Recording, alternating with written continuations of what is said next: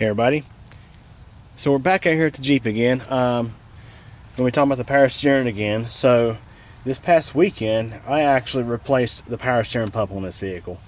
So it's got a brand new power steering pump, and in the process of doing that I had to convert this from variable assist to non-variable assist. That's what I'm going to be talking about a bit in this video. So to start out, let me go ahead and give you guys a little bit of a history on this. So early last year, started having issues with the power steering on this thing. No whine from the power steering pump at all, but when you're on the highway, some days where you just have absolutely no power assist. You have to have a stiff arm on the steering wheel. It'd be like driving an old car without power steering, more or less. But when you slow down to a stop or at low speed, you have full power assist. You have no problem maneuvering through parking lots and things like that. But once you jump back on the road, your steering wheel gets stiff again. So this Jeep now has a standard power steering pump without variable assist. This is what the variable assist power steering pump looks like. Most Jeeps did not have this, from my understanding. I researched this and researched this and researched this. It seems like the year 96, this is a 96 model. It seems like the 96, those were the ones that tend to have had it more. But when you look up parts on like AutoZone or wherever, they do, for even like the 97 and 98s, I do think they offer, or they ask you if your Jeep has variable assist or non-variable assist. So if yours has variable assist, I mean, you'll just see on top of the power steering pump this solenoid here. So on the units that do not have variable assist, your high pressure line hooks up right here, as you can see here, right next to the reservoir. If you can see it behind the radiator hose there. Whereas on the units that do have variable assist, you have this electrical solenoid that operates a valve. The way this is supposed to work is at low speed, the solenoid, I believe, is not energized, or it's getting a very, I'm not sure if this is a simple on-off solenoid, or if it actually gets a pulse width modulation signal to vary the valve. But when you're at low speed, you're supposed to have full power assist. But when you increase your speed, this solenoid is supposed to activate and reduce line pressure from the power steering pump to your steering gear, essentially limiting your power assist. That way, when you're on the highway, you actually have more road feel. Well, in my case, I was having way too much road feel and absolutely no power assist. I had to have a stiff arm on the steering wheel to keep it in the lane, especially in turns. And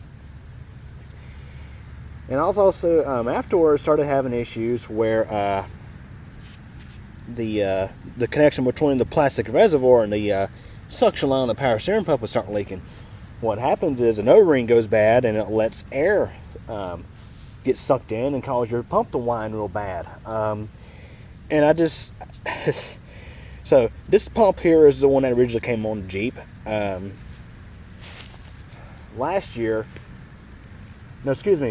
this year, back in the winter, I went to the scrapyard and just by sheer luck happened to find a Jeep like that one that had variable assist on it. So I actually pulled the pump, and that worked fine for a little while, but then the issues returned this past summer.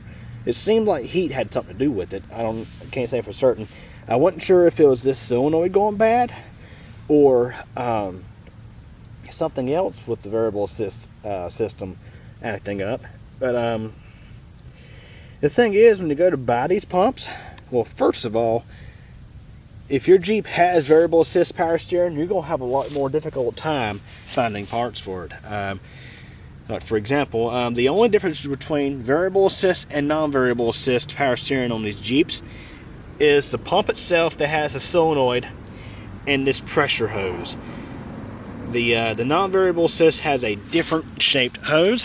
If you look here, you'll notice the metal part takes a different route. It goes in at a different angle than the non-variable assist. Also, This hose here is harder to find. Most of the time, the auto parts stores don't have it in stock. You have to have it ordered. Good luck finding it on Amazon too sometimes. A lot of times they don't tend to have it. Also, these tend to cost about 10 to 20 bucks more than the non-variable assist hoses. And I forgot, I'm not sure if I mentioned it or not, but when you do find, like for example at AutoZone or Advance or O'Reilly's, if they do happen to have these pumps in stock, from what I was able to determine, they did not include this solenoid. That was not included as part of the power steering pump. So if your solenoid is bad, you're pretty much SOL. On Jeep Forum and other sites, people were saying that that Chrysler or Jeep had this pump, but it was like 500 bucks. Yeah, no. So that being said, after I was getting so sick and tired of trying to find parts for variable assist power steering systems, and also just having repeat issues with the O-ring on the reservoir leak, and I decided, you know, I'm done. I'm just gonna go and buy me a brand new pump off Amazon, and that's exactly what I did. Trying to think of anything else I wanted to mention first before we head back over to the Jeep. So also these pulleys, a lot of these have plastic pulleys, and this one is one of them. You want to check these pulleys very carefully, because at a distance the pulley looks fine, but when you look real closely you'll see these fine cracks.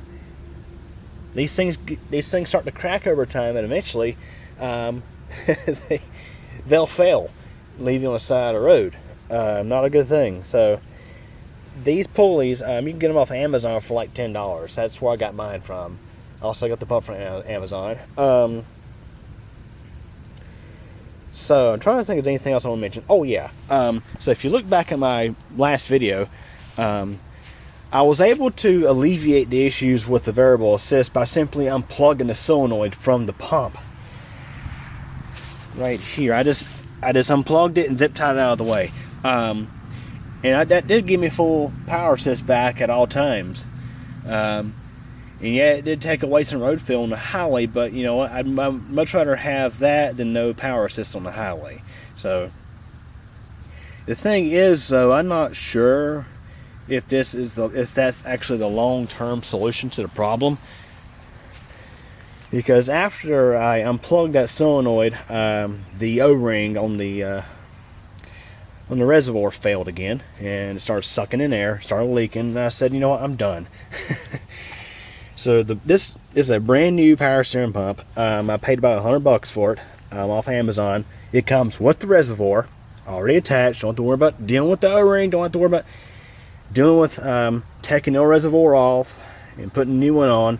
The only thing I have to deal with is having to remove and install the pulley. So this pulley, for example, I bought this back in the winter of this year when I grabbed the pump off the other Jeep I had mentioned of, because it was a 4-liter, and the 4-liters have a different style pulley than the 5.2s and the 5.9s. Just FYI, in case you've ever wondered why these pumps don't come with a pulley installed, that's why, because they have different pulleys but for different engines. So the process of converting your Jeep, if you happen to have one of these Grand Cherokees with variable assist, just get rid of it. If you're having problems with the variable assist, just delete it altogether, like I did here. All you have to do is just purchase a standard power steering pump without variable assist, and purchase a high pressure line without variable assist. That way, of course, as you can't reuse that right there, which is a shame, because that's actually a practically brand new hose. I bought that a month ago. Yeah, kind of, more or less. The pressure hose crapped down on me back about a month ago, and I installed that one, and then my power steering pump just kept having issues, so I said, the heck with it. So anyways, all you gotta do is just replace your high pressure hose and your power steering pump. And as far as the electrical connector goes, I just took it, because it actually feeds into this wire harness right here. I just took it and actually zip tied it over here. It's right next to the ABS ABS motor. I probably need to actually cover this up right here. This is electrical connector, but that's never going to get used ever again. And it's as simple as that. And of course, I didn't actually get video footage of me doing this power steering pump replacement, because there are actually some very good tutorials on YouTube of how to do this. I'll be sure to put a link in the description below. So the other thing is, when you replace your power steering pump, it's important that you check your fluid level for the next, I'd say, week or two, or just check it periodically after you do the repair, because in my case, since I replaced the pressure line, there was definitely some air introduced into the system. I did jack the front end up, and I actually bled the system. I totally flushed it with brand new power steering fluid, which is that right there is what I used right there from Prestone. Do not use ATF in these. There's a lot of rumors out there saying, oh, just use ATF4. Well, the owner's manual for this Jeep says in bold type, do not use automatic transmission fluid.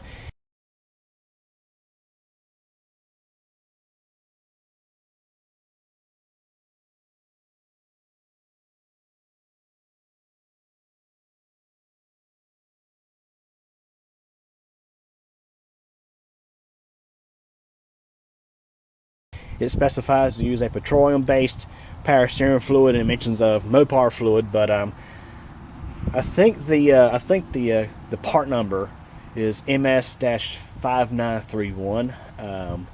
Now this does not actually specify it's compatible with that, but it does mention on the bottle nowhere, developed for use in GM, Ford, Chrysler, and most foreign cars and light trucks. So yeah, that's what I used. So, as mentioned, it's important that you check your fluid level periodically, because even though I did jack the front end up and actually manually bleed it, there was still some air in the system.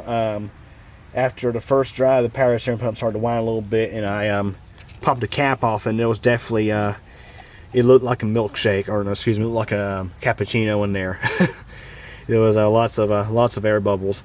And this morning, or this afternoon rather, I come out here before I start the video. I popped the cap off. I've taken this thing for about 2 or 3 drives, and the fluid level was way down. I topped it back off. I looked under the thing. I didn't see any leaks, so I don't think it's leaking. I think it's just working the air out. So it's important you keep an eye on your fluid level, because you do not want to run this pump dry. Do not let that happen. That will damage it in short order. So yeah, I figured I'd take the opportunity to shoot this video, because there seems to not be a lot of information out there about variable assist power steering on these Jeeps. It was actually something that they did away with, I think, after a couple of years, because of, well, I think they just had issues with it. And again, as mentioned, parts are the variable assist specific parts are harder to find. So rest assured, you can just delete the variable assist altogether on this thing, like I've done here. So again, to wrap this up, it's to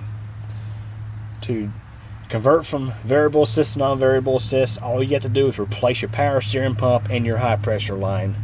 And I know this is quite a long video just to mention that, but I wanted to go through the issues I was having with it and stuff like that. Yeah, this Jeep has 300,000 miles on it now. For the most part, it's doing okay. I am starting to hear a lifter tick in that 5.2. I'm going to have to figure that out. I'm thinking I can probably get that situated using an engine flush and probably a because I looked online at some additives. They make a hydraulic lifter additive. See, this thing only, you don't hear the tick when it's idling, you just hear it when you slightly get on the throttle just a little bit.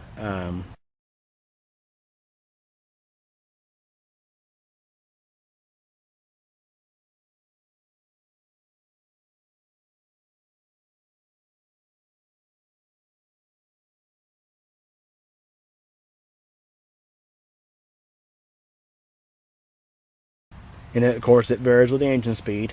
It doesn't get louder when you get on the gas more. I mean, if it got louder when you got on the gas more, it would probably be perhaps an exhaust leak. But It definitely sounds a lot like Lifter Tech. I mean, this is the original motor to this Jeep. 300,000 miles.